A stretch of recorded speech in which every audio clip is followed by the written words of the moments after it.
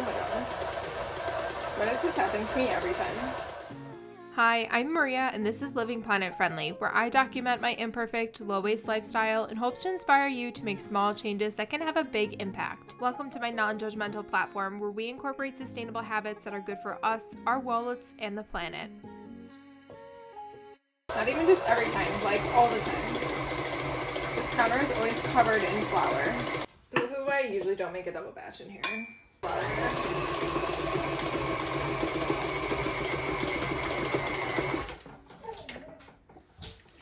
And that's gonna be a shit cleanup. This bowl is so heavy. I'm gonna just dump it into a bigger bowl. Oh my god. Okay, so it did mix all the way down. That's always important to check and make sure. Okay, now I'm gonna use my dough scraper, hello pepper, to turn the dough in the bowl just so it's coated in olive oil. Use like the same, if you stretch and fold, use like the same stretch and fold motion. We're just trying to make sure that the dough is coated in olive oil. Did I add salt? I don't think I added any salt. Hold that thought. That's fine. So I'm just gonna stretch and fold. Make sure that salt gets incorporated. Usually this is a very hands-off recipe. Add a little bit of oil.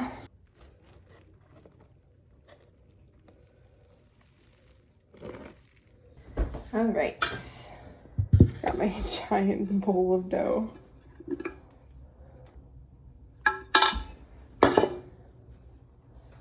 Just spread some flour out around the whole cutting board.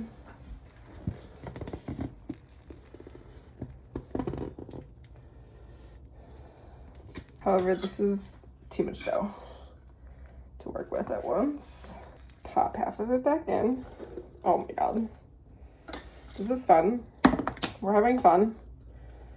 This dough is so sticky.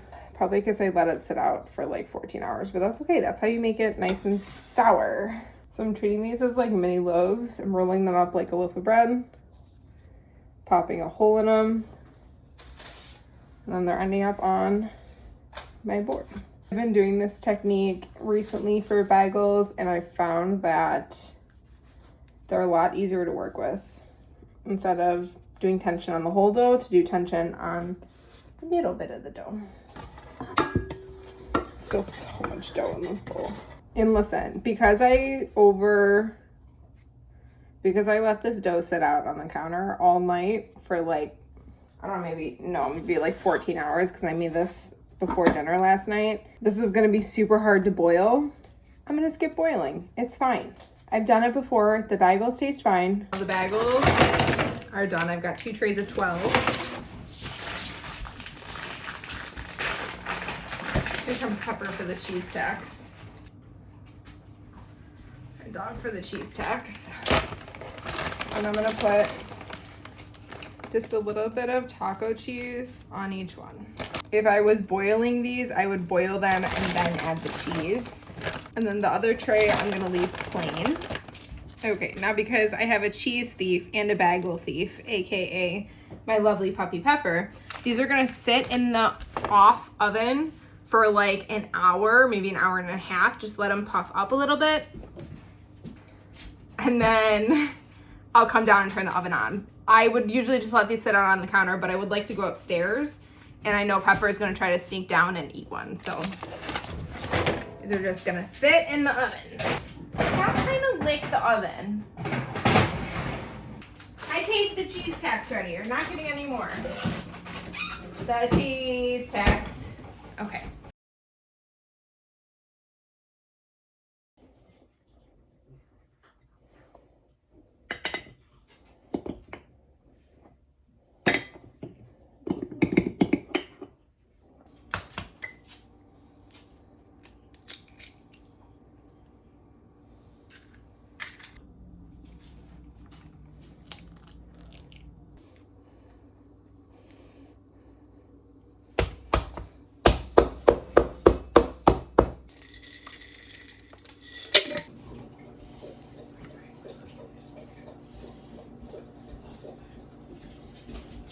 Happy Wednesday. I just need 100 grams of egg whites for macarons.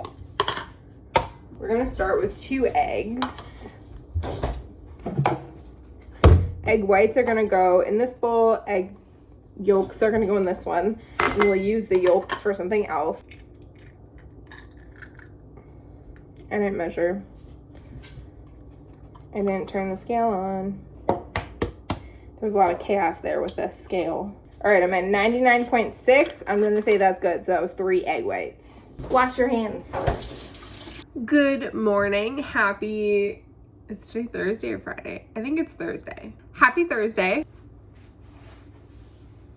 We have a lot on today's schedule. I'm starting by making macarons. So today I'm doing a Valentine's Day dessert themed restock. Earlier in the week we did bagels. Today I'm gonna be doing some desserts so you can pick one and make one for your Valentine. Got my egg whites. I'm gonna get these to room temperature. We installed the water filter yesterday, super easy to install. So our kitchen's a little bit of a mess. So I'm gonna take some time, put it back together while we're waiting for our egg whites to come up to room temp. So I sell these waterproof mix labels in my shop. My dog just stole it off the counter and had it in her mouth while I was trying to get it from her. And the ink is still there. So if you needed any more proof than that these are waterproof, sorry. She's our product tester.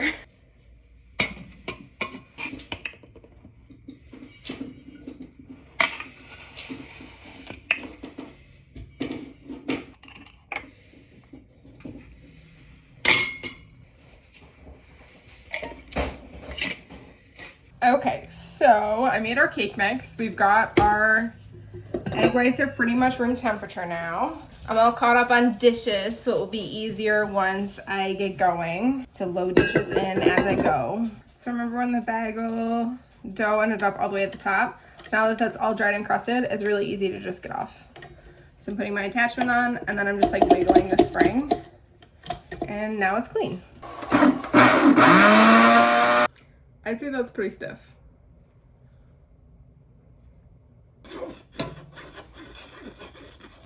I also totally forgot we're gonna make these pink, so I'm adding beet powder. Making them pink for Valentine's Day. Okay, we are using a reusable piping bag. I bought longer ones. And thanks to TikTok, we're gonna be using this to hold the macaron batter.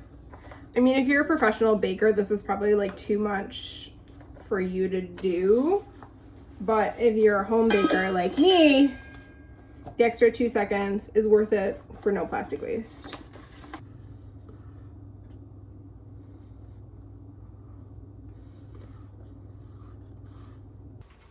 Now you should be good.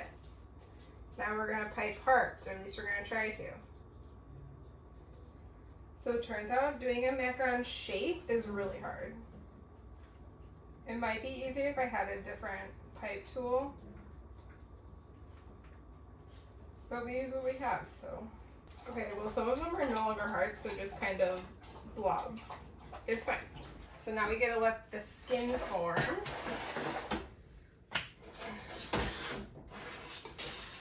Turn these agua peppers reach. Okay, so while the macarons are setting and skins are forming, I'm going to use my cake mix and make cake so we can make cake pops.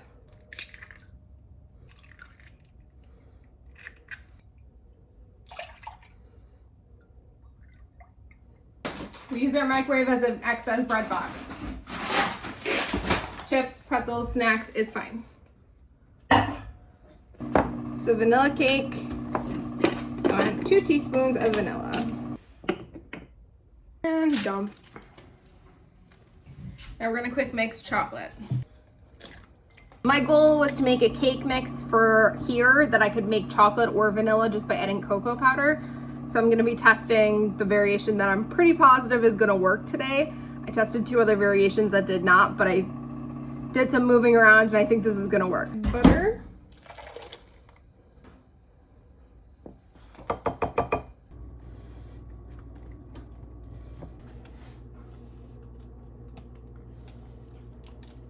Okay, so while we're waiting for those to bake, I'm gonna take an opportunity to regroup, clean up the kitchen, put things back, and then we'll continue on with cookies.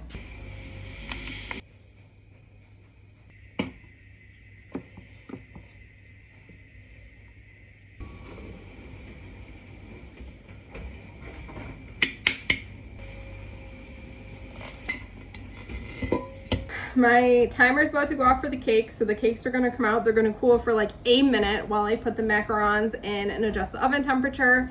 Then I'm gonna take each cake and mix it in the mixer and use the heat from the baked cake to bind it instead of using frosting for cake pops.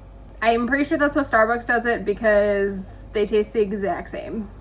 Macarons skins are in. I accidentally just touched one with the thumb of my thing though. It's fine. But that worked. All right, I do want to get a spatula and just scrape the rest of this.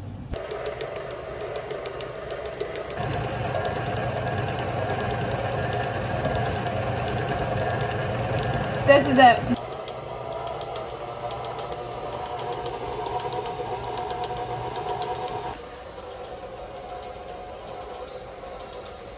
You want it to be able to like squish together and do that.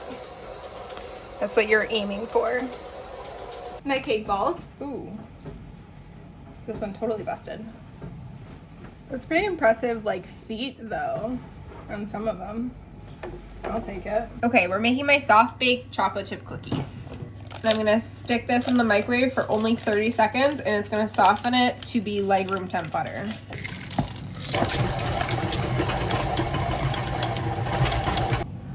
Chocolate chip cookie dough is done. Okay, so I'm gonna be putting cookie dough in these silicone cookie trays and then freezing them. So I'm gonna be baking one tray of each of the cookies, but then I'm gonna be freezing the rest into super cubes. So we're going to pack these cubes. And then my life hack is to pop out a cube when I want a cookie and put it in my toaster oven. And then I have fresh cookies literally anytime I want them with very minimal effort. So now I'm also going to be using their Super Cubes tape. This is new. They came out with tape that is perfectly sized to the lid lip. I'm gonna just rip off a piece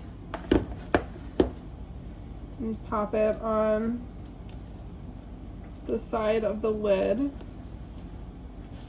Oh my god, so cute. And then I can write on it, chocolate chip. So cool. So I'm grabbing a little ball of dough,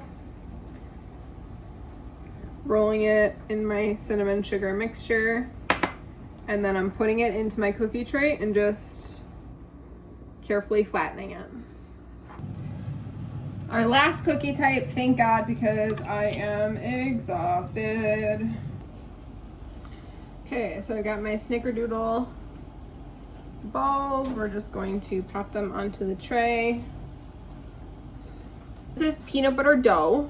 And then I have Dove chocolates for the top. Now this is just flat out peanut butter blossom cookie dough.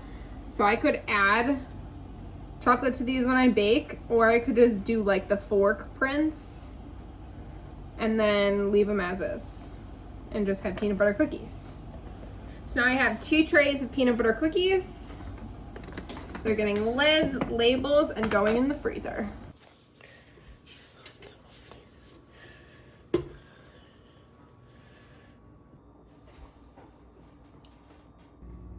You know what?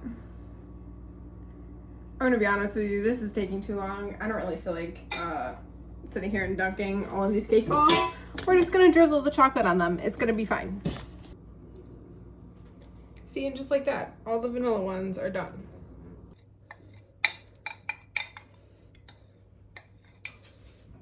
Okay.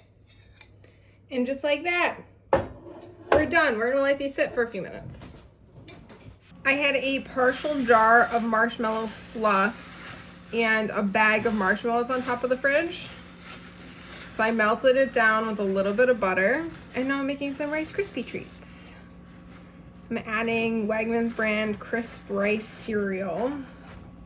I'm not measuring because that seems boring. I should, however, have put this in a bigger bowl. And now I'm just loading it into super cubes. Rice Krispie Treat super cubes.